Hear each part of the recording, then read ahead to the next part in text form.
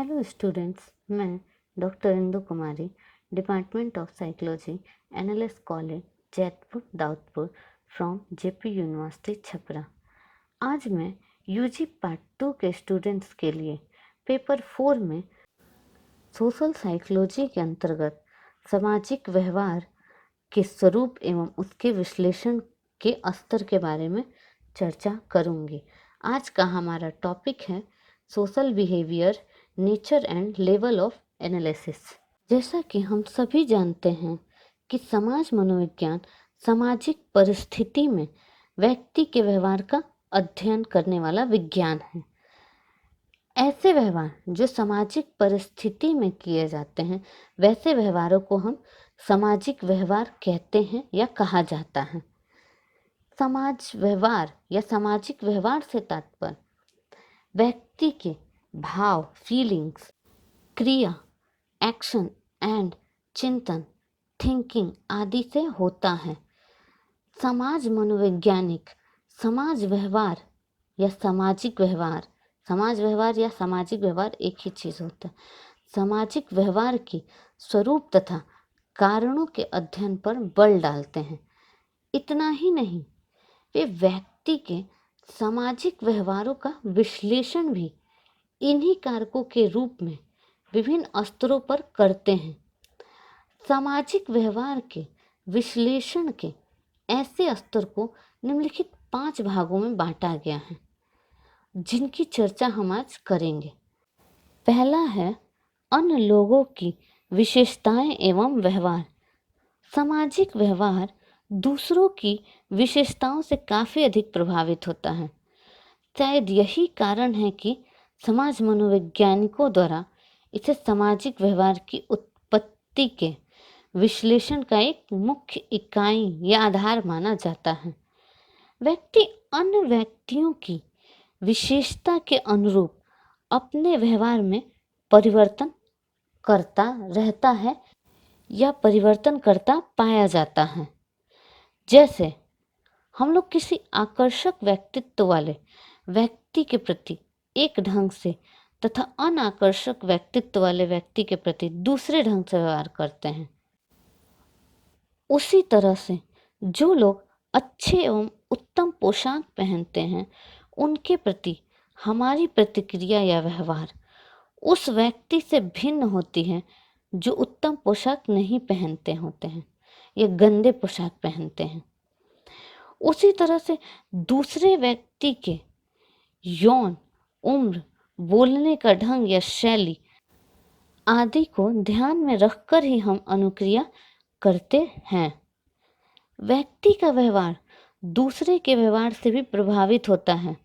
जैसे सड़क पर जाते समय यदि पीछे का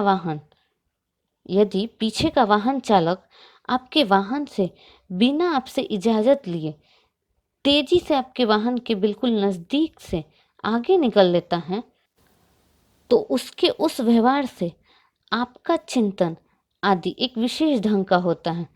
परंतु यदि वही वाहन चालक आपकी इजाज़त मिलने पर अपना वाहन आगे बढ़ाता है, तो उससे इस व्यवहार के प्रति अपना चिंतन आप अलग ढंग का रखेंगे।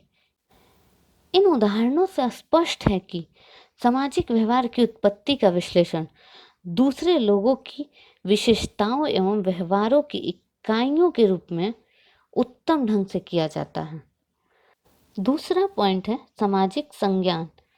सामाजिक व्यवहार के विश्लेषण का दूसरा स्तर व्यक्ति का सामाजिक संज्ञान है। सामाजिक संज्ञान से तात्पर्य दूसरों के प्रति अपने चिंतन, प्रत्यक्षण, विश्वास, मनोवृत्ति, स्मृति आदि से होता है। व्यक्ति का व्यवहार सामाजिक संज्ञान से किस तरह से प्रभावित होता है, उसे एक उदाहरण द्वारा समझते हैं।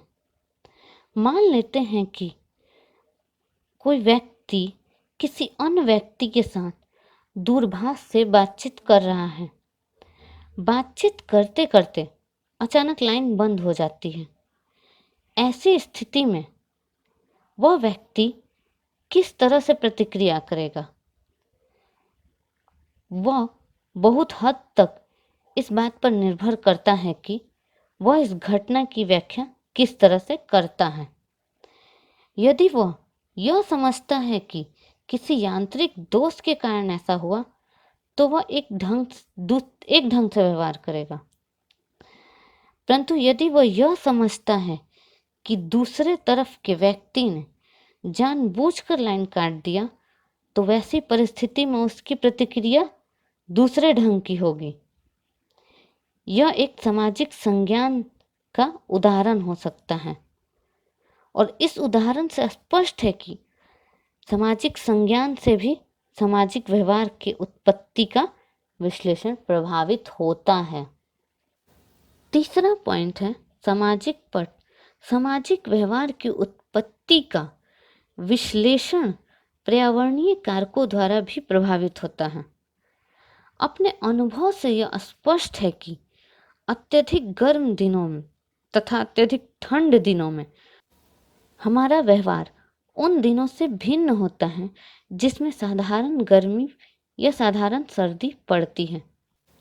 ऐसे बहुत सारे अध्ययन भी किए गए हैं जिससे यह स्पष्ट है कि व्यक्ति का सामाजिक व्यवहार अन्य पर्यावरणीय कारक जैसे आवाज, अत्यधिक भीड़ भाड़, प्रदूषण आदि से भी परिवर्तित होता है। इन परिस्थितियों में व्यक्ति का व्यवहार सामान्य परिस्थिति से बिल्कुल अलग होगा। चौथा पॉइंट है सामाजिक सांस्कृतिक कारक।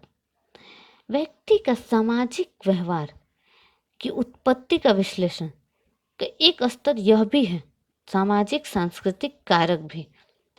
व्यक्ति का सामाजिक व्यवहार इस तथ्य से भी प्रभावित होता है कि सामाजिक मानक क्या है, व्यक्ति को किस परिस्थिति में किस तरह से व्यवहार करना चाहिए, व्यक्ति किस तरह के समूह का सदस्य है, समाज के मूल्य क्या हैं, आदि आदि। ये सारी चीज़ें इन्वॉल्व हैं, बहुत सारी ऐसी चीज़ें हैं। और यही कारण है कि पिता की उपस्थिति में पुत्र अपने दोस्तों के साथ अलग ढंग से व्यवहार करता है तथा उनकी अनुपस्थिति में वो अपने दोस्तों के साथ दूसरे ही ढंग से व्यवहार करता है। एक कर्मचारी का व्यवहार पदाधिकारी के व्यवहार से भिन्न होने का मुख्य कारण दोनों तरह के समूहों से संबंधन का है।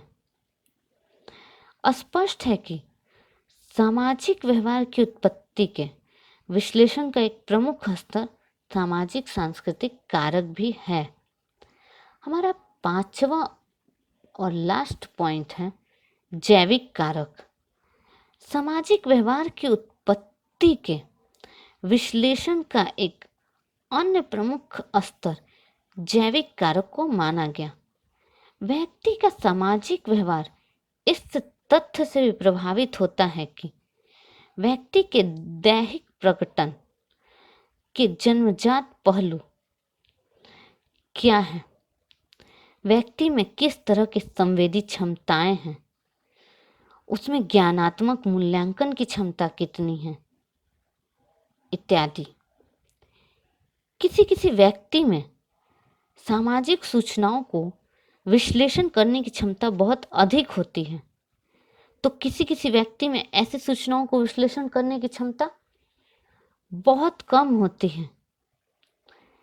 पहले तरह के व्यक्ति का सामाजिक व्यवहार दूसरे तरह के व्यक्ति के सामाजिक व्यवहार से बिल्कुल अलग होगा। तो इस तरह से यह स्पष्ट होता है कि जैविक कारकों का भी प्रभाव सामाजिक व्यवहार की उत्पत्ति के विश्लेषण पर पड़ता है।